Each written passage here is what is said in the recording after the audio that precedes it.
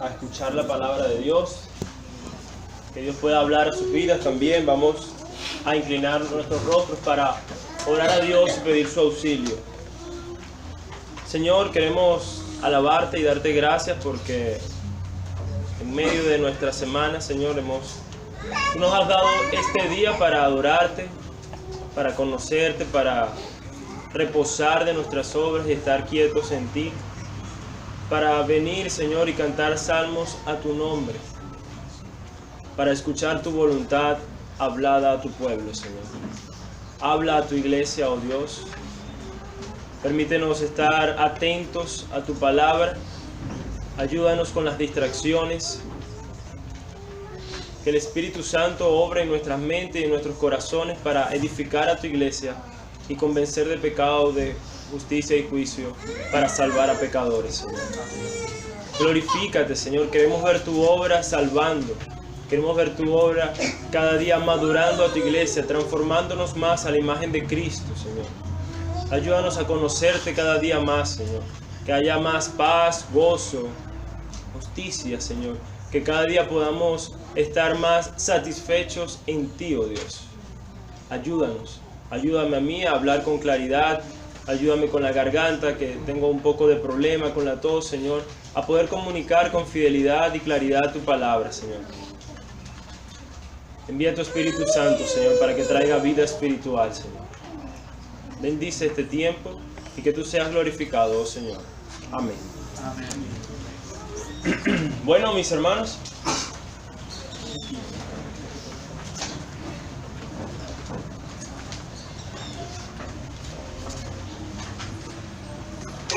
primeramente digo que me disculpan si toso, que tengo un poquito afectado la garganta. Bueno, hoy vamos a hablar de un tema importante, pudiéramos hablar que tiene que ver un poquito sobre teología bíblica o cómo Dios nos ha revelado su voluntad a través de su palabra, de manera progresiva, como hemos ido aprendiendo en la escuela dominical.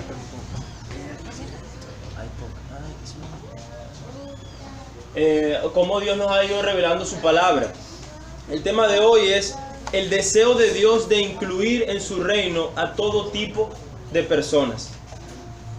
Para cada uno de nosotros sabemos la situación que tenemos en medio de tantas crisis en nuestro país, circunstancias difíciles que afrontamos esta semana. Quizás muchos de nosotros hemos vivido mucha tristeza, angustia, preocupación, lágrimas por la situación. Sin embargo, en medio de todas las épocas y toda la historia, por el pecado, así han pasado todas estas cosas. Y sin embargo, Dios tiene un plan, Dios tiene propósitos eternos en todas estas cosas, aun cuando nuestra pequeña mente no los comprenda. Sus planes están allí, son perfectos y serán cumplidos, ejecutados. Quisiera que pudiéramos empezar repasando el concepto del reino de Dios, ya que vamos a hablar del deseo de Dios de incluir en su reino a todo tipo de personas. En ocasiones anteriores, nuestro hermano Andrés Rodríguez nos hablaba del concepto de Dios para referirnos al gobierno de Dios que gobierna bajo un pueblo, o el pueblo de Dios en el lugar de Dios. Veíamos que ese era un concepto que está desde el Génesis hasta el Apocalipsis.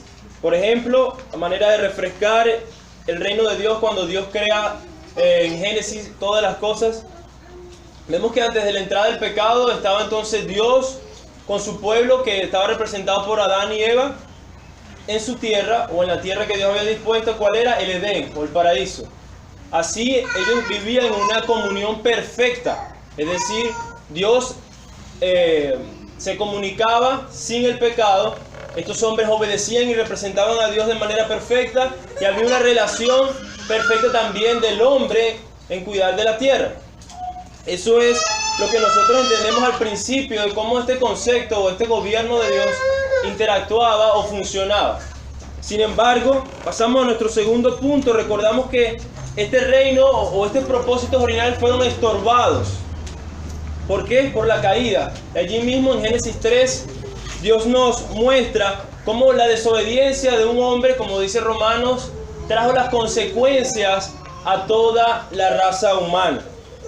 Parte de estas consecuencias, nosotros sabemos, una es que rompió la relación con Dios, es decir, dice la Escritura allí que en Génesis 3, por causa del pecado del hombre fue expulsado de ese lugar. Y esa relación con Dios que estaba sin pecado y que era una relación directa, fue interrumpida ahora por el pecado y estorbaba la relación del hombre con Dios y viceversa. 2, las relaciones entre los hombres fueron afectadas también por este pecado.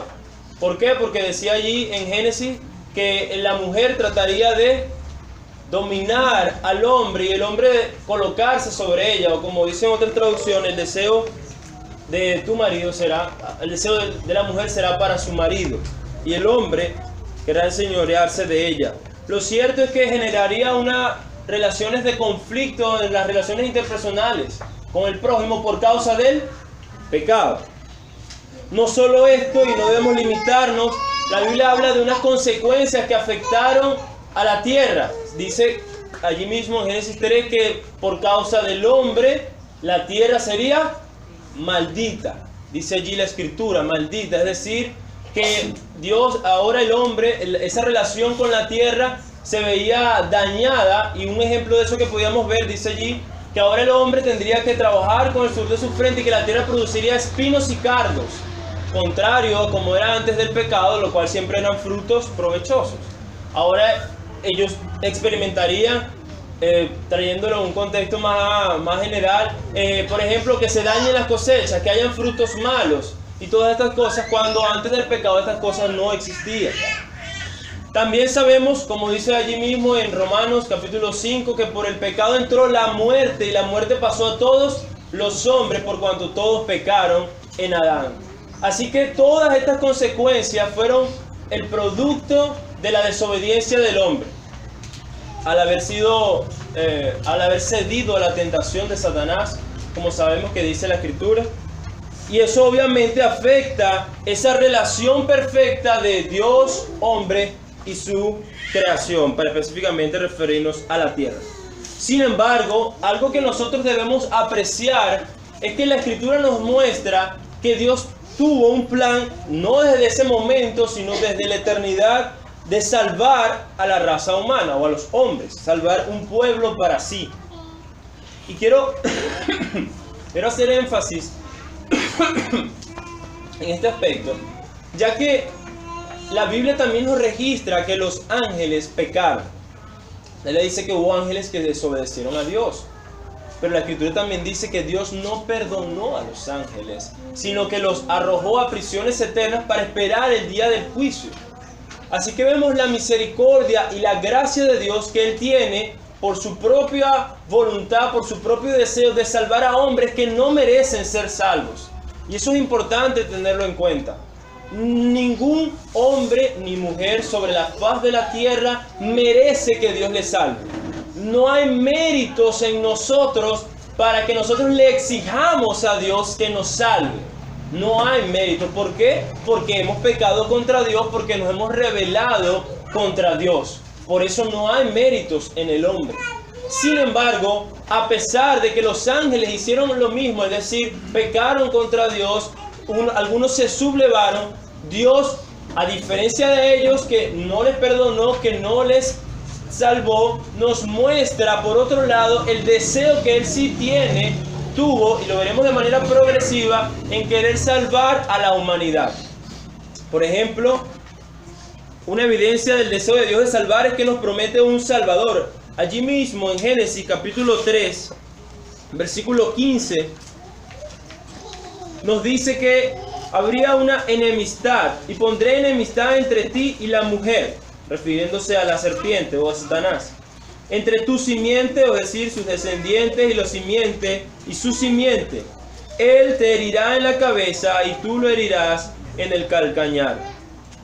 Las expectativas de este descendiente de la mujer en salvar o restaurar el castigo o las consecuencias que habían traído el pecado son evidentes allí mismo prontamente en el libro de Génesis.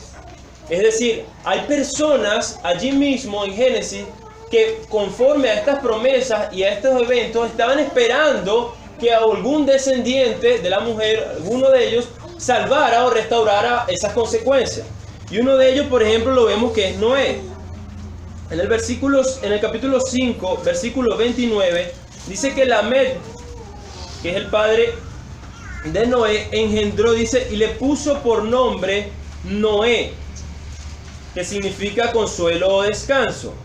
Ese es lo que significa el nombre, diciendo, este nos dará descanso de nuestra labor y del trabajo de nuestras manos, por causa de la tierra que el Señor ha maldecido.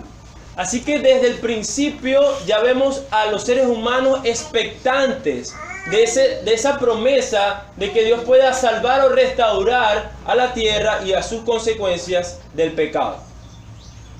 Seguimos, podemos ver también que no solo en Génesis, sino también, por ejemplo, nosotros conocemos de las promesas que Dios le hace a Abraham, de que en su simiente serían benditas las naciones de la tierra. Otra vez, una simiente, un descendiente de Abraham.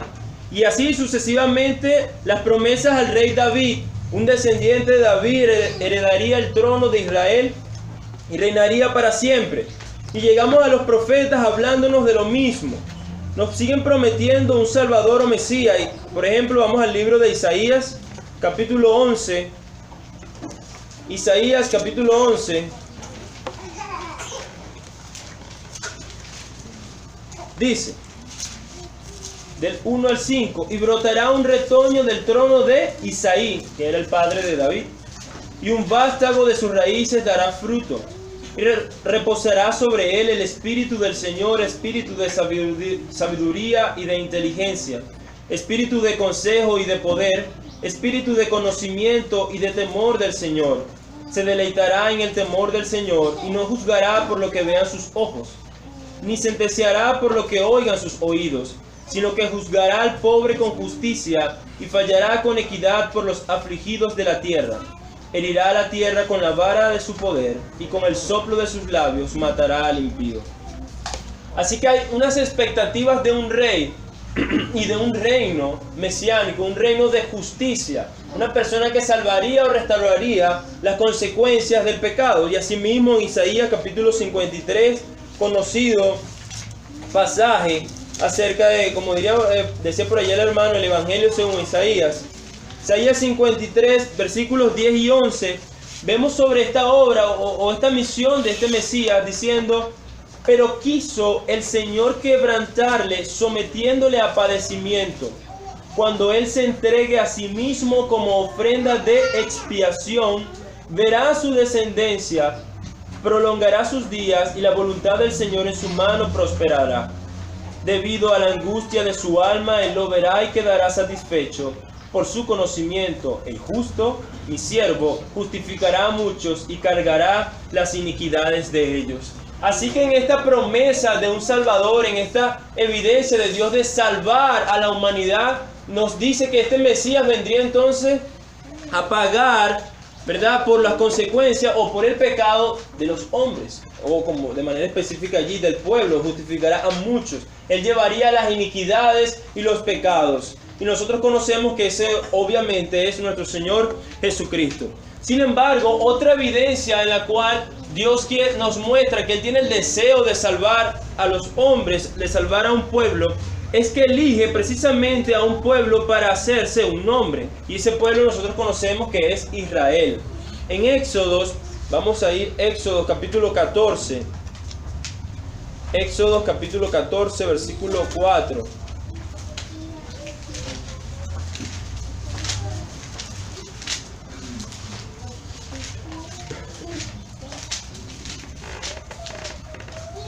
Dice, y yo endureceré el corazón de Faraón, y él los perseguirá. Y yo seré glorificado por medio de Faraón y de todo su ejército, y sabrán los egipcios que yo soy el Señor. Y así lo hicieron.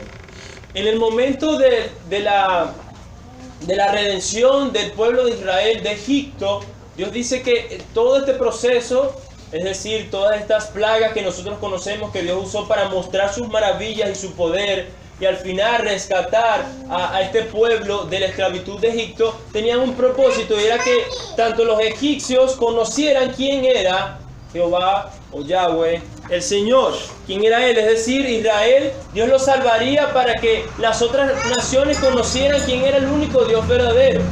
Parte de esa relación o de esa fama que Dios iba creando a través de este pueblo, lo vemos también cuando Josué capítulo 2, vamos a ir a Josué capítulo 2, cuando Israel se prepara después de Moisés, que se le deja el mando a Josué para avanzar con los planes de Dios de darle la tierra prometida. Vemos cómo esta fama de Dios se va divulgando, es decir, sus portentos y sus obras, su nombre va creciendo, y personas que no son del pueblo de Israel conocen de sus obras. Por ejemplo, en Josué capítulo 2, versículo 9,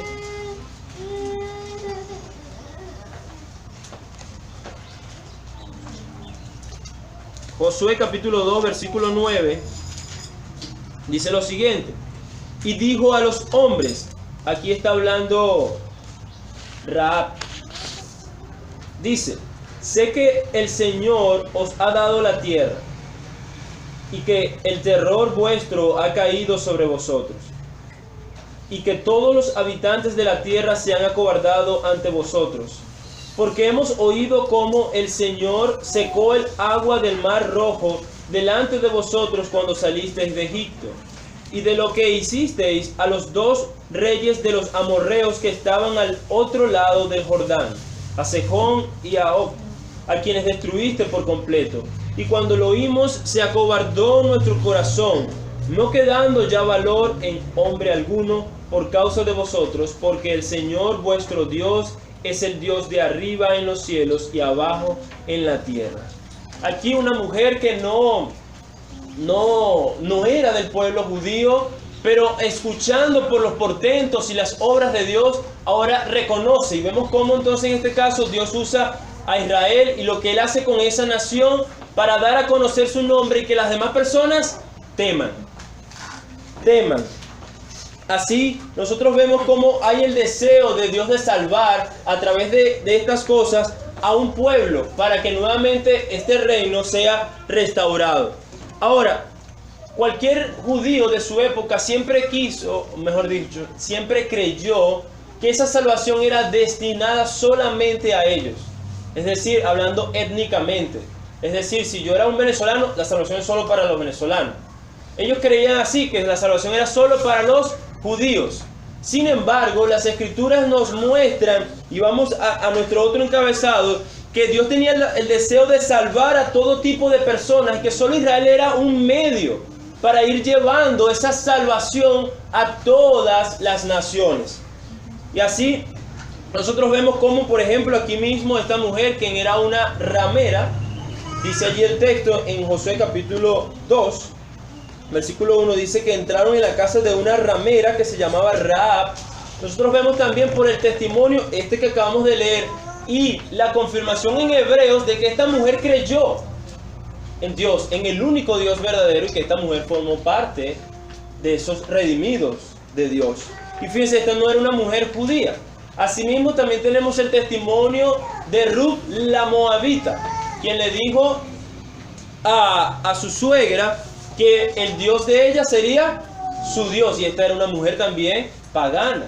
Sin embargo, vemos cómo ellas dos, entre muchos otros ejemplos, nos dicen o nos daban pistas de que esta salvación de Dios y este reino de salvar a un pueblo no solo tenía que ver con los judíos, sino con las demás naciones. Aún las promesas de Abraham es otra de las evidencias que nos dicen que Dios salvaría a todo tipo de personas. Por ejemplo, allí en Génesis capítulo 22, versículo 18, dice: y en tu simiente serán bendecidas todas las naciones de la tierra, porque tú has obedecido mi voz. La ratificación del pacto de Dios a Abraham, después que Dios ha aprobado a Abraham por medio de la entrega de su hijo, dice, Dios ratifica su promesa y le dice eso: en tu simiente, es decir, en un descendiente de Abraham serían benditas, ¿quién? La nación de Israel Dice todas las naciones de la tierra. Así, por ejemplo, tenemos otra evidencia que uno de los profetas, Jonás, Dios lo envía ¿a qué? ¿A una ciudad judía? No, lo envía a Nínive, ¿verdad? ¿Y para qué? Para que Dios tuviera misericordia de ellos. Así que el deseo de Dios, Dios poco a poco va revelando de manera progresiva que aunque su plan estaba en la eternidad, Él siempre ha quiso y querrá y consumará ese plan de salvar a todo tipo de personas para que estén en su reino y gocen de Él y disfruten de Él para siempre. Aún las invitaciones de los salmos a que las naciones se postren y adoren al único Dios verdadero nos muestran esos aspectos de Dios. Por otro aspecto, por otro punto, y seguimos avanzando, Dios hablando de ese Salvador que decimos de ese que promete un Salvador. Ahora, como decíamos anteriormente, vemos que en la persona de Jesucristo, ese Salvador o ese Mesías es consumado o completo. Es decir, Él es esa persona a quien habían prometido desde el Antiguo Testamento todas estas cosas de Dios. Por ejemplo, la promesa de Génesis 3:15 de que heriría a la serpiente, ese es Cristo. Por ejemplo, las promesas de Abraham de que en tu simiente serían bendecidas las naciones de toda la tierra. Pablo nos dice que ese era Cristo, esa era esa simiente o esa descendencia. Las promesas de que un descendiente de David heredaría el trono y reinaría para siempre, ese es Cristo, Jesús, el Señor. Y ni hablar de los salmos, el Salmo 2, el Salmo 22. Muchas profecías que hablaban acerca de este Mesías, todas estas profecías fueron cumplidas en la persona de Jesucristo, de Jesús.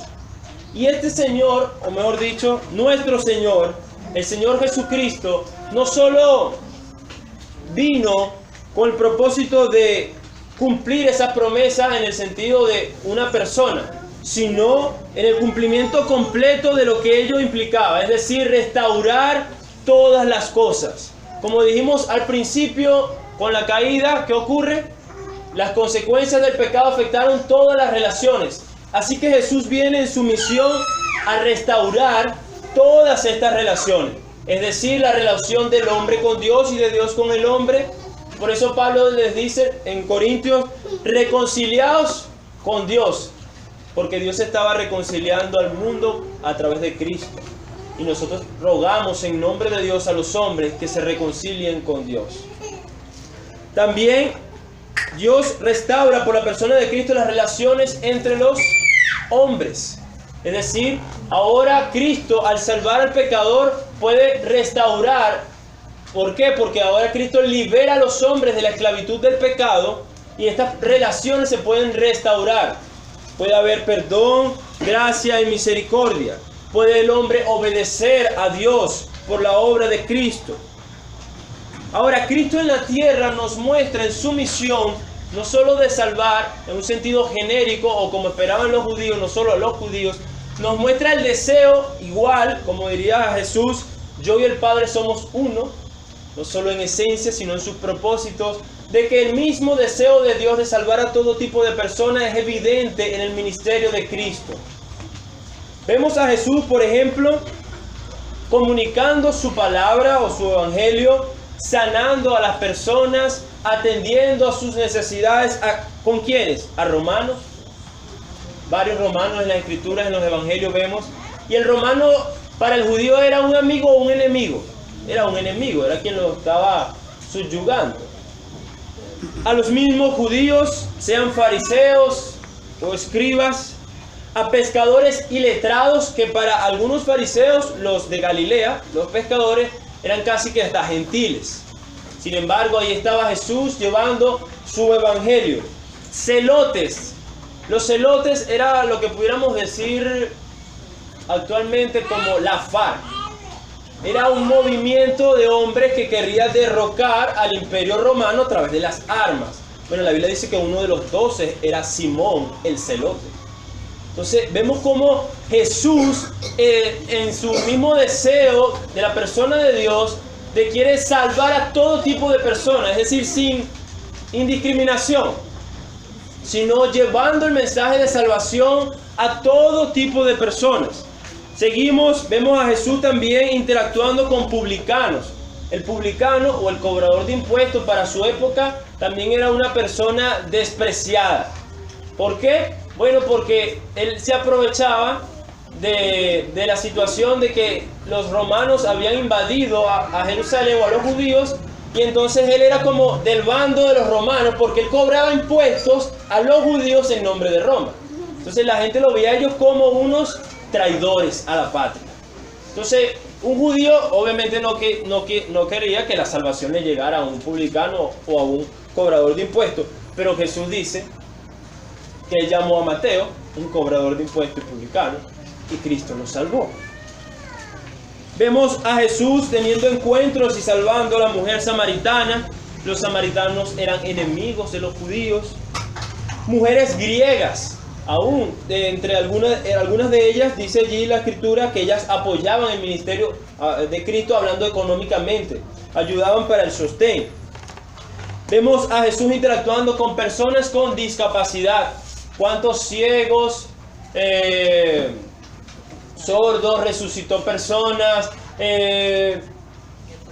leprosos, con las viudas, por ejemplo, que era una persona también muy necesitada de su época, porque una viuda, como tal ejemplo de la viuda de Naín, era una persona que prácticamente era un cero a la izquierda de la sociedad, ya que como mujer y sin tener ningún otro familiar, ella no podía ser sustentada por sí misma.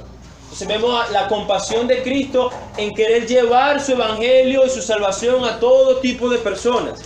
Vemos a ricos siendo salvos como Zaqueo, a pobres, al fariseo como Pablo, gente tan celosa, hasta perseguidor de la iglesia, pero salvándolo. Y ni hablar aún del endemoniado.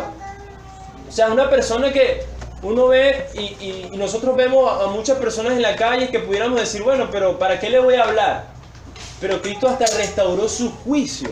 Vemos el poder de Dios cuando Él quiere salvar a alguien, de que Él restauró hasta el juicio de esta persona. Y después que esta persona estaba endemoniada y tenía una legión, como dice la Escritura, y estaba desnudo, y dice que su fuerza era sobrehumana y nadie podía controlarlo y lo tenían en cadenas y todo eso, dice que cuando Cristo expulsó sus demonios y le salvó, dice que Él se postró a los pies de Cristo, vestido y en su sano juicio, hasta quería ir con Jesús a seguirlo ahora, pero Jesús le dijo, no, vea a los tuyos y testifica de las obras que Dios ha hecho contigo.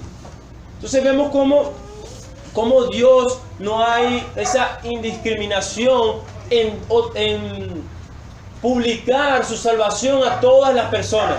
Jesucristo nos da el mayor ejemplo, como dice la Escritura, que Él es la imagen del Dios invisible. Él es quien nos da a conocer al Padre, nos muestra el mismo deseo de Dios, de salvar a todo tipo de personas para incluirlas en su reino, para que puedan disfrutar de Dios para siempre. En su misión, como decíamos, su misión es salvar. Y Apocalipsis, capítulo 5, nos dice, Apocalipsis capítulo 5, versículos 9 y 10, nos dice acerca de la obra de Cristo. Apocalipsis capítulo 5, versículos 9 y 10.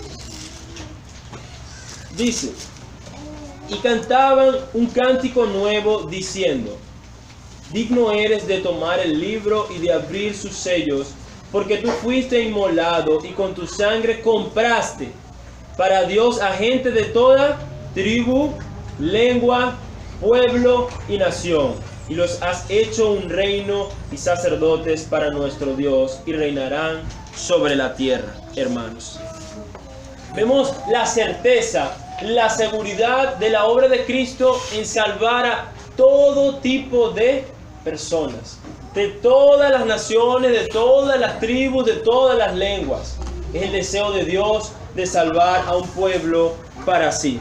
Y por último, Apocalipsis capítulo 21, versículos del 1 al 8, nos habla del futuro, es decir, de la consumación de estas promesas, de cómo al final estas cosas se cumplirán, de cómo Dios por fin restaurará de manera perfecta su reino con gente o con un pueblo de, como leímos ahorita, de toda tribu, lengua, pueblo y nación.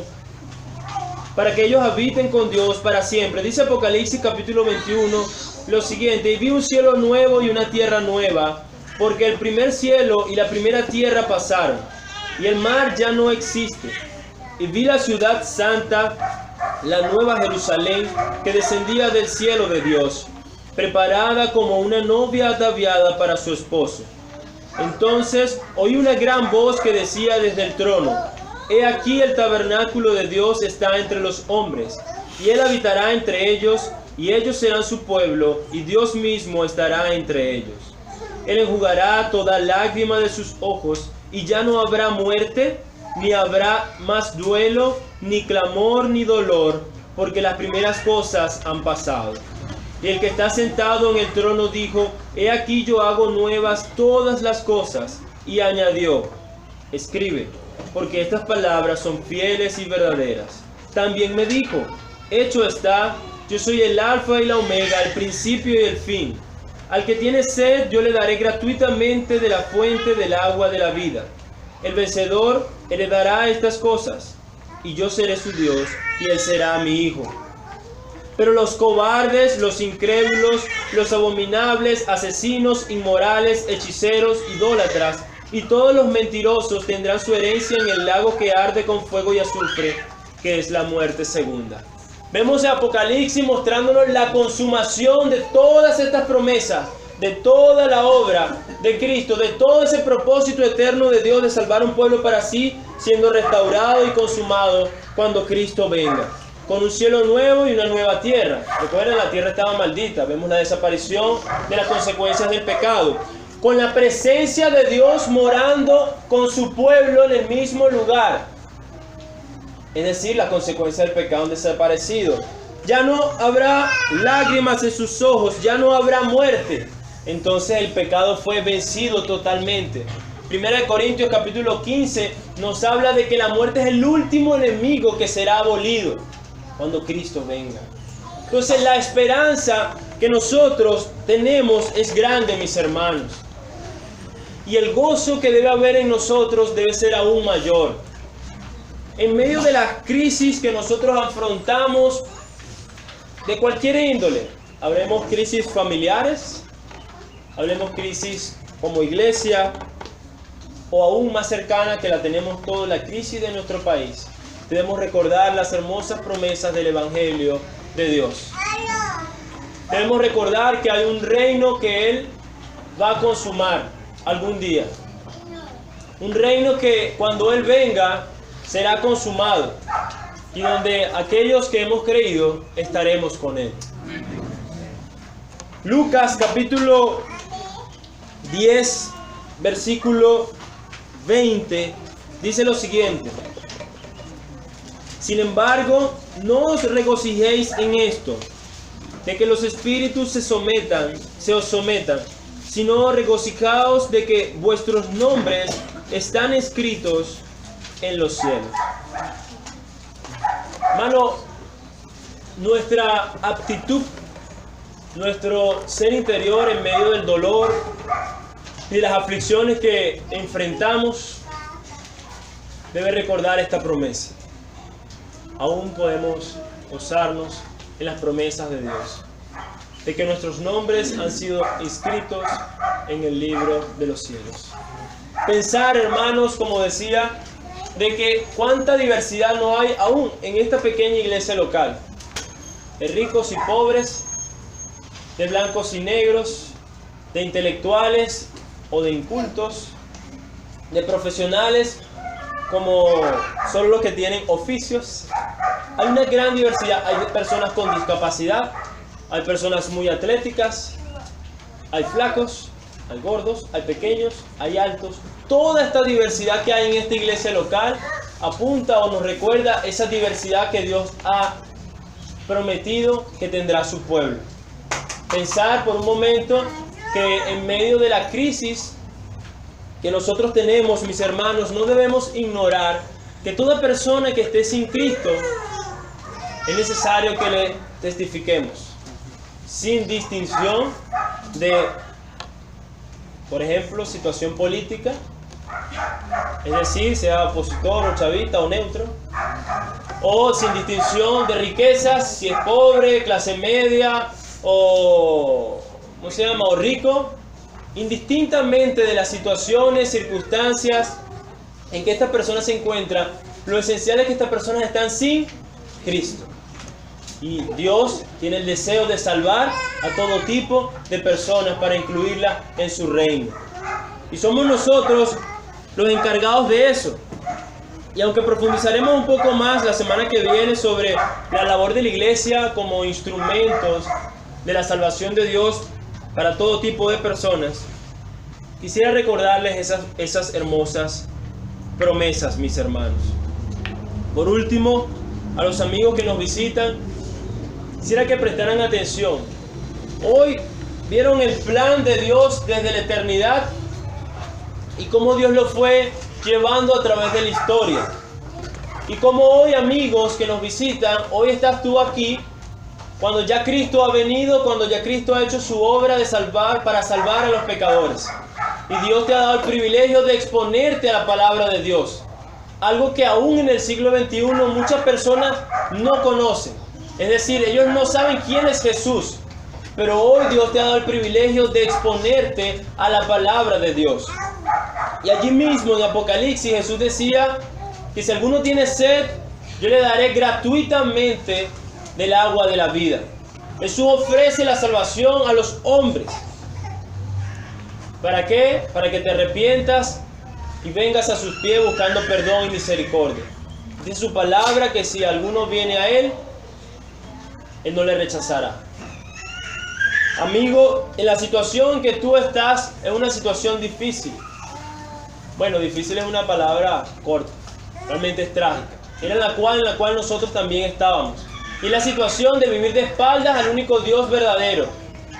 Es la situación de que si tú mueres sin Cristo, sufrirás el castigo y la condenación eterna. Así como antes nosotros también estábamos en ese sitio. Pero Dios tiene misericordia de ti porque te ha traído acá a este lugar a escuchar su palabra. Así que no rechaces a Cristo el Señor. No rechaces al único que te puede salvar.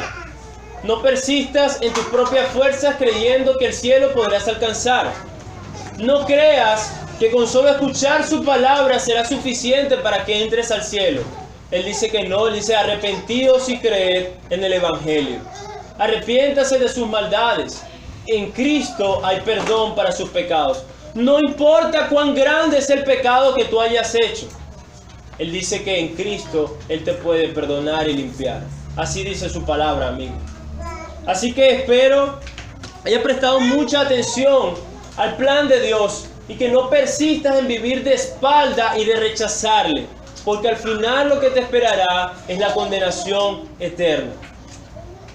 Pero si te vuelves a Cristo, estas promesas hermosas que hemos visto, de vivir con ese Dios, con ese único Dios verdadero, con un montón de personas, de hombres y mujeres de diferentes culturas, como dice allí, de toda tribu, lengua, pueblo y nación, al final formarás parte de nosotros para habitar cuando venga Cristo en su reino, para disfrutar de Dios para siempre. Amén. Esas promesas, amigos y hermanos, son grandes y debemos tenerlas siempre presentes. Estas promesas sobre el futuro en la Biblia no son una salida escapista de las situaciones reales que ellos afrontaban. Por ejemplo, el Evangelio Juan en su carta, en su primera carta, dice que si alguno tiene la esperanza de ver a Cristo cara a cara, que es lo que todos nosotros esperamos cuando Él venga, Él dice, se purifica a sí mismo. Fíjense, la esperanza futura de que de la consumación del reino, la esperanza futura de conocer a ese Dios que nos ha salvado, de verle cara a cara al resucitado. Bueno, si tú tienes esa esperanza, Él dice, bueno, ahora en la tierra, en el tiempo presente, purifícate a ti mismo, así como Él es puro. Así que cuando hacemos volver la mirada, como decía Pablo, a las cosas de arriba, en Colosenses, no es para escaparnos de la realidad. sino es que para que alimentemos nuestra mente y corazón y podamos vivir aquí en la tierra como dignos hijos de Dios, como luz y sal de la tierra, como nos llama la Escritura, como aquellos que, como tienen el deseo de ese reino, se purifican a sí mismos, buscan vencer el pecado, buscan apartarse de la maldad para honrar a aquel que los salvó. Buscan pelear por la justicia de ese Señor que los salvó. Buscan caminar y hablar la verdad por aquel Dios que es justo y es veraz. Buscan comunicar y honrar en la tierra la voluntad y la palabra de Dios a todos los hombres, sin distinción de persona, para que ellos también formen parte de este reino. Así, hermanos, como dije, esta promesa, el levantar nuestra cabeza, no es para escaparnos de las realidades, sino al contrario, para luchar de una mejor manera, con una mejor motivación en esta realidad, la nuestra. Pensar en la dificultad que tenemos, por ejemplo, como nación es grande. Las circunstancias tan difíciles que afrontamos. Pero si nosotros vemos, cada día más nuestro país hoy está en más tinieblas. Si pudiéramos hablar de grados crecientes de maldad, está en más tinieblas. Y si la iglesia, que se le llama luz del mundo, no brilla, entonces al final, como le dijo Jesús a sus discípulos, si la sal no sala, al final es desechada. Entonces, si nosotros no actuamos como Dios espera que actuemos, si nosotros no actuamos conforme a lo que Dios ha hecho por nosotros, estamos negando a nuestro Señor. Así, hermanos, tengamos nuestra mente y nuestro corazón con motivaciones y propósitos claros acerca del reino de Dios, para que en esta tierra podamos glorificar a ese Dios, podamos vivir en santidad y podamos proclamar a ese Dios a todo tipo de personas. Amén. Amén. Oremos. Bendito Dios, Señor, tú seas exaltado y glorificado. Padre, solo tú eres Dios. Solo tú, oh Señor, bendito Dios trino, eres el verdadero y único Dios. Tú nos has dado a Cristo, tu Hijo, el unigénito Hijo de Dios, para venir a esta tierra y salvar a un pueblo para sí. Nos has hecho parte de este pueblo. Nos has dado el privilegio de ser llamados tus hijos. Y nos has prometido hermosas y grandiosas promesas, Señor. Ayuda a nuestro corazón en medio del afán, de la preocupación, de las tristezas y el dolor, a que podamos reposar en Cristo y en sus promesas. A que nuestra mente y nuestro corazón puedan estar enfocados en tu palabra y en cumplir tus propósitos.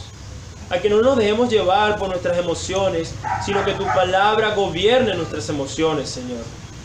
Y de esta manera glorificarte en nuestra nación, aquí en el lugar, en este momento donde tú nos has puesto, pensar cómo traer gloria a tu nombre en medio de tanta oscuridad, en medio de tantas injusticias, en medio de tanto dolor, Señor. Ayúdanos, Señor, ayúdanos a orar, ayúdanos a testificar, ayúdanos a proclamar al mundo que Dios es justo, misericordioso, que se deleita en el derecho y la justicia. Proclamar las buenas nuevas de salvación a todos los hombres para que se vuelvan al único Dios verdadero y juntos con nosotros puedan estar en ese reino eterno, en ese reino consumado que por fin tendremos cuando Cristo Jesús venga, Señor. Ayuda a tu iglesia, Señor. Ayúdanos. Te lo rogamos en el nombre de Cristo. Amén.